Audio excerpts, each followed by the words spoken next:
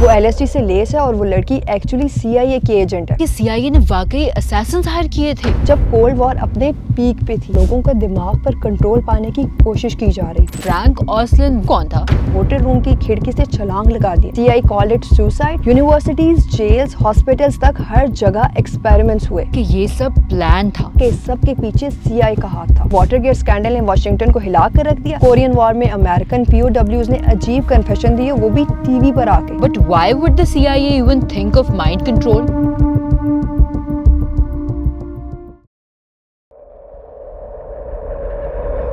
इतने गौर से क्या देख रही हो? डॉक्यूमेंट्री फ्रैंक ऑसलिन पर। I was told that your father has had an accident. Frank ऑसलिन वो कौन था? एक साइंटिस्ट था जिसने न्यूयॉर्क के होटल की 13वीं मंजिल से छलांग लगाकर खुदकुशी कर ली थी।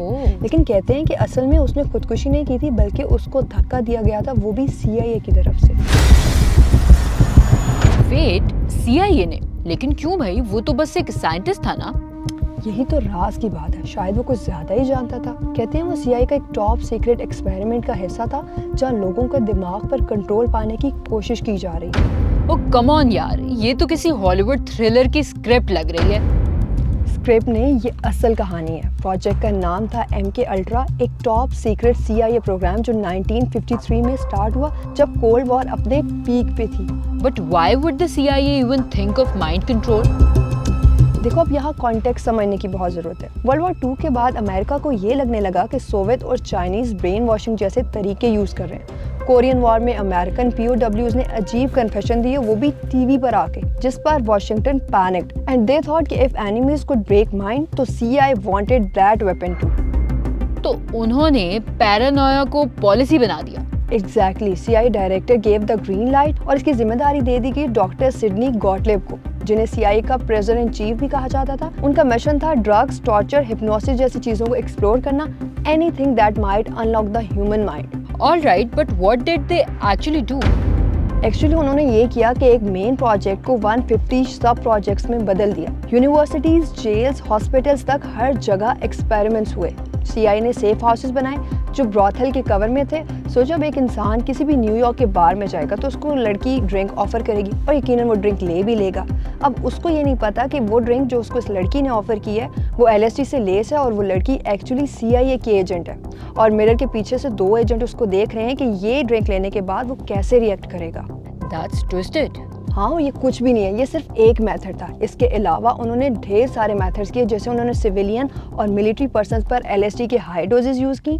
मेमोरीज को अरेज करके रिक्रिएट करने के लिए ये हिप्नोटाइज किया गया। सिर्फ इतना ही नहीं, लोगों को कम्प्लीटली शाटर करने के लिए इलेक्ट्रिक शॉक्स तक दिए गए। इवन उन बच्चों और साइकोलॉजिकली डिस्टर्ब पेशेंट पर भी एक्सपेरिमेंट्स किए गए जिन्होंने कभी भी इसके लिए कॉन्सेंट ही नहीं दिए। ओह गॉड, इतनी ब्रूटैलिटी! तो इससे तो लोगों को बहुत नुकसान हुआ होगा। हाँ, बहुत से लोगों को बहुत नुकसान उठाना पड़ा। कुछ लोग तो अपनी जान की बाजी हार बैठे। और कनाडा में डॉक्टर इवन कैमरॉन नामी एक डॉक्टर थे जो मॉन्ट्रियल एलन मेमोरियल इंस्टीट्यूट में ये CI funded psychic driving experiment करते थे। और उनके पास जितने भी पेशेंट्स आते थे, कहा यह जाता है कि वो बहुत माइल्ड एंजाइटी लेकर आते थे, लेकिन जब वो वहाँ से जाते थे तो वो कम्प्लीटली पागल होकर जाते थे। वो क्या करता था उनके साथ? उन लोगों को ड्रग किया जाता था और हफ्तों उनको कोमास में रखा जाता था और उन्हें कुछ रिकॉर्डेड मैसेजेस बार बार सुनाए जाते थे और फैमिलीज को कभी नहीं पता चला कि इस सब के पीछे CIA का हाथ था। It's gruesome. बट वेट, तो क्या फ्रैंक ऑसलिन केस भी इसका हिस्सा था, जो कि एक US आर्मी साइंटिस्ट था? हाँ बिल्कुल, 1953 में उसे CIA ने एक रिट्रीट में सीक्रेटली LSD दिया और उसके कुछ ही दिन बाद ये न्यूज़ सामने आई कि उसने होटल रूम की खिड़की से छलांग लगा दी। And guess what, CIA called it suicide. Decades बाद ये पता चला कि असल में वो सुसाइड नहीं था, बल्कि वो मर्डर था। शायद उसको चुप करवा दिया गया क्योंकि उसने बहुत ज़्यादा देख लिया था। उसकी फैमिली आधी सदी तक उसके हक के लिए लड़ती रही है। सो इसका मतलब कि ये सब प्लान था, कोई साइंटिफिक एरर नहीं। It's deadly. एब्सोल्युटली। और CIA ने इसको 2 डेकेड्स तक छुपाए रखा। तो अब फिर ये सामने कैसे आया? नहीं, अब नहीं यार, ये 1973 में सामने आया था। जब वाटरगेट स्कैंडल ने वाशिंगटन को हिला कर रख दिया, तब CIA के डायरेक्टर रिचर्ड हेल्म्स घबरा गए। तो उनको लगा कि फौरन MK अल्ट्रा की फाइल्स को डिस्ट्रॉय कर देना चाहिए। लेकिन हिस्ट्री गेम चेंजर साबित हुई और तकरीबन 20,000 फाइनेंशियल डॉक्यूमेंट एक नेग्लेक्टेड ऑफिस में बच गए और 1975 में सेनेट के चर्च कमेटी ने उन्हें ढूंढ निकाला।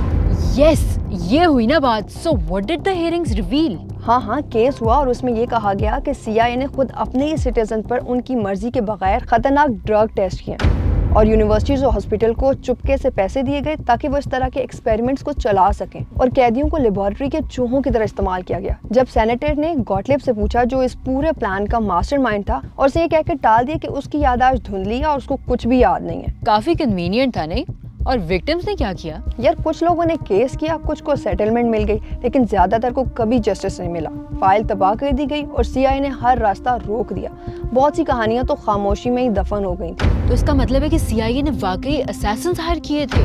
Well, that is the most chilling part, क्योंकि डॉक्यूमेंट से पता चलता है कि CIA के ख्वाब था कि वो ऐसे ऑपरेटिव प्रोग्राम करें जो लोग मिशन अंजाम देने के बाद सब भूल जाएं। वो इसमें कामयाब हुए या नहीं, ये तो अब तक साफ नहीं है, लेकिन कुछ लोगों का यकीन है कि असल सच अभी क्लासिफाइड वॉल्ट में दबा हुआ है। So what's the legacy of MK ultra? Legacy तो बहुत है। फर्स्टली, इसने मेडिकल एथिक्स हमेशा के लिए बदल दिए। MK अल्ट्रा के बाद इन्फॉर्म्ड कंसेंट का लॉ आ गया और सेकेंडली नेगेटिव साइड पर इसने टूवर्ड्स गवर्नमेंट पब्लिक ट्रस्ट तकरीबन खत्म कर दिया। बट वैलिड भी है यार, अगर CIA ये सब इतने अरसे तक करने के बाद छुपा सकते तो और क्या कुछ नहीं कर सकता।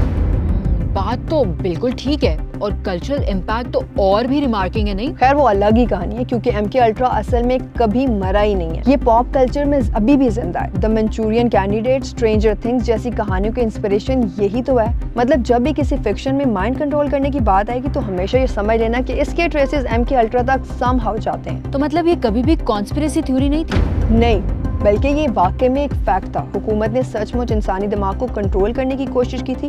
वो पकड़े गए, लेकिन सिर्फ आधी कहानी सामने, और बाकी शायद वो हम कभी जान ही ना सकें। You're the one on stage tonight, Dr. Olson.